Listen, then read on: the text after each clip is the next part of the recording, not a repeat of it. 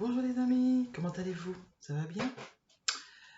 Comme vous le voyez sur mes yeux, un peu fatigué, mais je suis là ce matin pour partager avec vous cette petite réflexion. Un petit coucou du côté des Antilles, tiens béred pas molly. Même si ben la chaud, pas la tché, mes amis. Continuez et puis chantez. Résistance sans violence. Plus force. Ma petite réflexion ce matin, c'est sur l'événement qui a eu lieu depuis 2000 ans.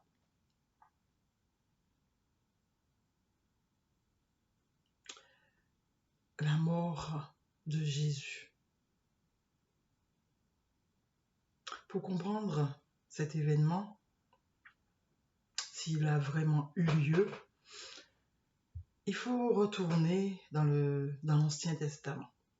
Alors je vous invite à lire chez vous Lévitique 16 à partir du verset 15 jusqu'à 22. Pour beaucoup de croyants, le peuple d'Israël, ce que le peuple d'Israël réalisait, sont ce que le peuple est, un modèle de ce qui allait se passer dans le Nouveau Testament, donc il y a 2000 ans. D'accord? Alors pour comprendre ce qui s'est passé, il faut retourner dans l'Ancien Testament. Alors je vous invite à lire Lévitique 16, le verset 15 à 22. Parce qu'en fait, le peuple d'Israël, chaque jour, devait faire des sacrifices pour le pardon de leurs péchés. Et puis un jour dans l'année, tous ces péchés de l'année, justement, allaient être enlevés, allaient être purifiés. Un jour dans l'année. D'accord? Et on appelait ce jour-là le jour du pardon, le jour d'expiation, voilà. Et c'est ce jour-là qui nous intéresse parce que pour ma part, ce qui s'est passé il y a 2000 ans, c'est le jour du grand pardon, le jour d'expiation, d'après le modèle de l'Ancien Testament. Alors on y va tout de suite dans Lévitique 16 à partir du verset 15. Alors à partir du verset 15, de toute façon, dans ce chapitre, il y a beaucoup d'animaux, mais ce qui nous concerne vraiment, pour comprendre ce qui s'est passé il y a 2000 ans, c'est les deux boucs. Ce sont les deux boucs. Le bouc expiatoire et le bouc vivant. Alors, on parle d'eux à partir du verset 15 jusqu'à 22. Il égorgera le bouc expiatoire pour le peuple. Le bouc expiatoire pour le peuple. Il emportera le sang au-delà du voile. Il fera avec ce sang comme il l'a fait avec le sang du taureau. Il en fera l'aspersion sur le propitiatoire et devant le propitiatoire. Avec le sang du bouc expiatoire. Ça veut dire que le bouc expiatoire a été tué. Ok? Et vous pouvez continuer. Et on nous parle du deuxième bouc. Celui-là, il est vivant. Qu'est-ce que fera le sacrificateur? Il posera ses deux mains sur la tête du bouc vivant et il confessera sur lui toutes les iniquités des enfants d'Israël et toutes les transgressions par lesquelles ils ont péché. Il mettra sur la tête du bouc, puis il le chassera dans le désert à l'aide d'un homme qui aura cette charge. Le bouc emportera sur lui toutes leurs iniquités. Dans une terre désolée, il sera chassé au désert. Le bouc vivant, d'accord, sur la tête duquel tous les péchés ont été confessés, il va emporter cela dans une terre désolée, dans le désert. Il sera chassé dans le désert. Ok? Quand on va dans le Nouveau Testament, qu'est-ce qu'on lit, mes amis? Vous vous rappelez, hein, le bouc expiatoire, c'est pour... On revient, hein, parce que là, pour ne pas me tromper, le bouc expiatoire, au verset 15, pour le peuple, le sang va être aspergé au-delà du voile, ça veut dire qu'il va passer, d'accord? Et le bouc vivant, sur sa tête, est confessé tous les péchés. Alors, lorsqu'on prend Hébreux 9, le verset 28, qu'est-ce qu'il est dit? De même, Christ, qui s'est offert une seule fois pour porter les péchés de plusieurs, apparaîtra sans péché une seconde fois à ceux qui l'attendent pour leur salut. Ce verset m'intrigue, mes amis, vraiment, parce que Christ, il est venu faire quoi? Porter les péchés. Il avoue, en fait, dans le Nouveau Testament, on avoue que Christ est venu porter les péchés. Alors, parmi les deux boucs, c'est lequel? Il représente quel bouc? S'il est venu porter les péchés, mes amis, il représente le bouc vivant, pas le bouc expiatoire qui est venu purifier, enlever les péchés. Il représente le bouc vivant qui, sur la tête duquel les péchés ont été confessés. Si on essaie de comprendre les choses, hein, d'accord? Christ est le bouc vivant qui porte encore les péchés, d'accord? De plusieurs. Et il a été chassé au désert, d'accord? Le bouc. On continue? La semaine dernière, je vous ai lu ce verset. Jérémie 11, verset 19. J'étais comme un agneau familier, qu'on mène à la boucherie, et j'ignorais les mauvais desseins qu'il méditait contre moi. Détruisons l'arbre avec son fruit, retranchons-le de la terre des vivants, et qu'on ne se souvienne plus de son nom. Quelque chose a été fait, d'après ces versets, d'accord? On a détruit un arbre et son fruit. On a détruit une existence pour qu'on ne puisse plus se souvenir de son nom.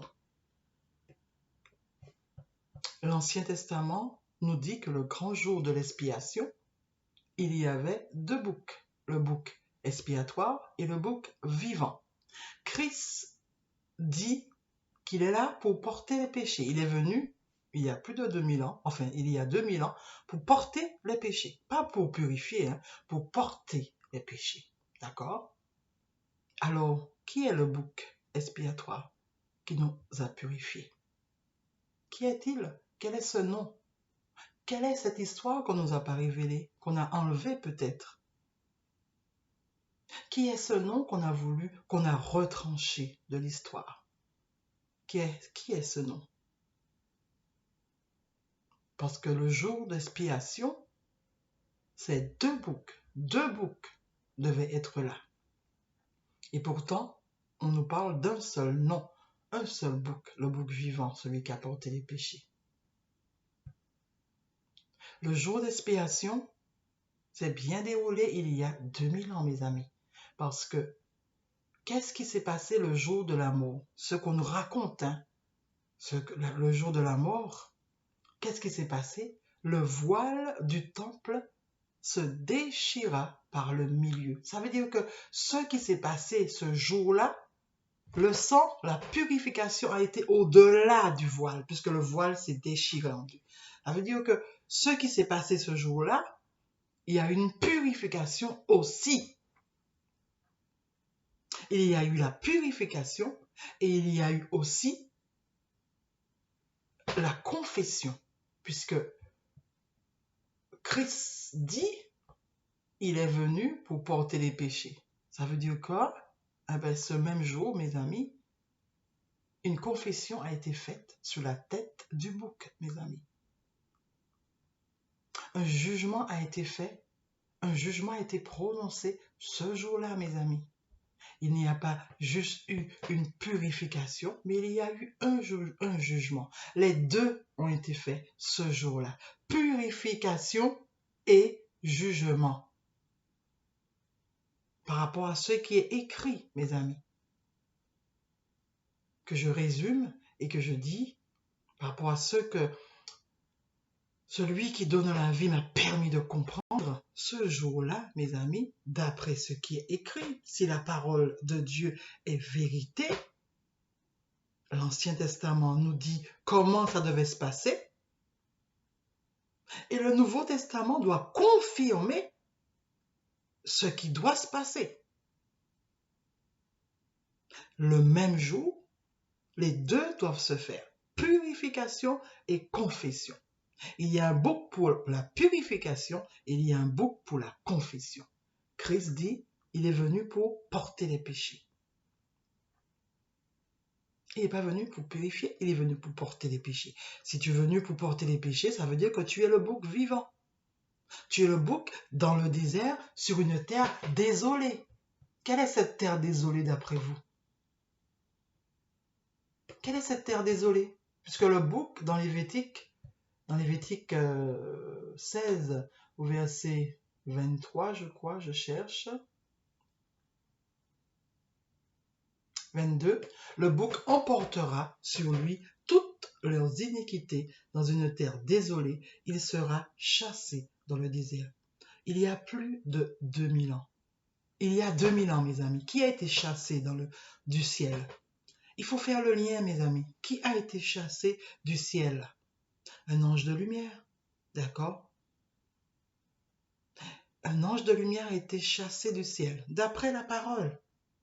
Qui est cet ange de lumière? Est-il venu en forme de monstre, cet ange de lumière? Est-il venu en forme de personne avec deux cornes, cet ange de lumière? Le serpent s'est déguisé. Alors cet ange de lumière, pensez-vous qu'il va venir comme il est? Celui qui porte les péchés est le bouc chassé dans le désert, mes amis. Quelqu'un a été chassé du ciel aussi. Ce même jour, mes amis. Il y a eu purification et il y a eu aussi jugement ce même jour. Parce que ce même jour, quelqu'un a été chassé. Une histoire, l'histoire du bouc expiatoire a été enlevée, mes amis.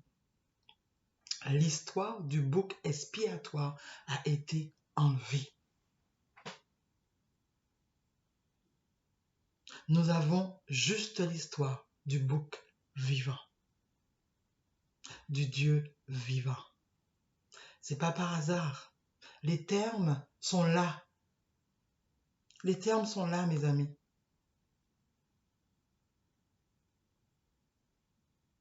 Et il est la base de ce nouveau monde. Il est la base. Tout est écrit. Tout est écrit, mes amis. Où est l'histoire du bouc expiatoire? Où est-il? L'histoire, une histoire. Où est-elle, cette histoire? Je me pose la question. Parce que d'après l'Ancien Testament, ce jour, puisque c'est vraiment le jour d'expiation il y a 2000 ans, le voile s'est déchiré et Christ, il dit qu'il est venu pour porter les péchés. Alors c'est le jour d'expiation. Il n'y a pas d'autre... On peut pas dire que 2000 ans, il y a 2000 ans, il y a juste la purification, et puis plus tard, il y a eu le jugement. Il y aura le jugement. Non, les deux sont faits le même jour.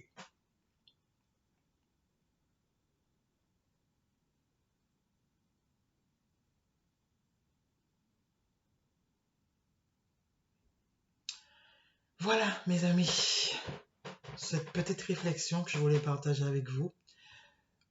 Voilà, je vous laisse libre d'écouter, de croire ou pas. Et puis, comme je vous le dis, hein, il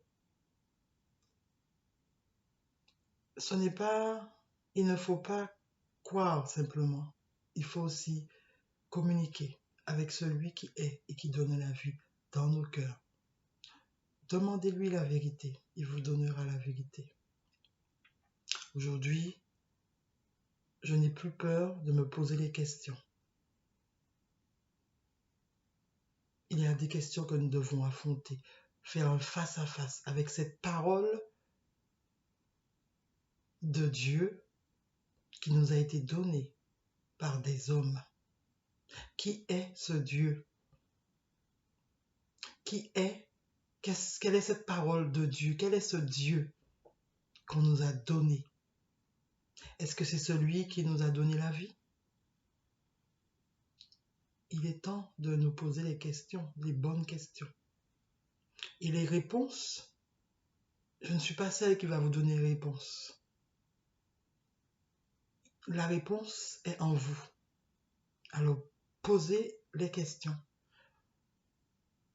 à celui qui donne la vie, qui est en chacun d'entre nous. Il vous répondra. Comme il l'a fait pour moi, il le fera aussi pour vous, mes amis. Mais dépouillez-vous. Dépouillez-vous. N'allez pas habiller, mes amis. N'allez pas avec vos connaissances et puis espérer entendre ce qu'il aura à vous dire. Dépouillez-vous. C'est le point de départ.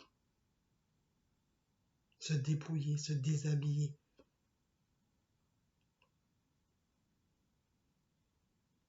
Pour aller à la vérité. Pour l'attendre, pour l'entendre, pour la comprendre.